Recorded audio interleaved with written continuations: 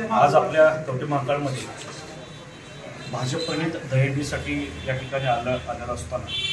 या ठिकाणी आमची मंडळाचे अध्यक्ष धडाडीचं नेतृत्व होतं। आमचे उदयराज भोसले यांनी मला सांगितलं की ऑफिसचं काम सुरू आहे आणि लवकरात लवकर उद्घाटन आपल्याला घ्यायचं आहे आणि आपण पाहणीला इथं यावं आणि काही बदल असतील तर आम्हाला सुचवावे,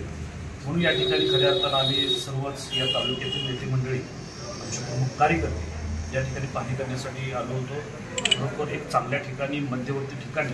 भारतीय जनता पार्टीचं जनसंपर्क कार्यालय न म्हणता जनसेवा कार्यालय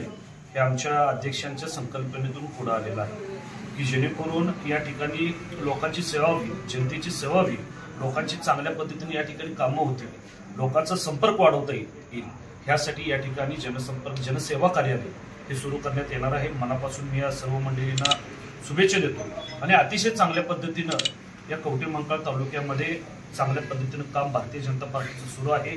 आणि याचा तुम्ही बघाल की येणाऱ्या काळामध्ये येणाऱ्या जिल्हा परिषद पंचायत समिती या नगरपालिका नगरपंचायतीमध्ये सुद्धा अतिशय चांगल्या पद्धतीचा निकाल ह्या जिल्ह्यामध्ये लागणार आहे। त्याच पद्धतीचा निकाल ह्या तालुक्यामध्ये सुद्धा लागलेला आपल्याला दिसेल की एक लोक आदरणीय नरेंद्रजी मोदी आदरणीय देवेंद्रजी फडणवीस साहेबांवर विश्वास ठेवून अशा पद्धतीचं मतदान करतील, त्याच्याकडे आपलं लक्ष असणार आहे। चांगला निकाल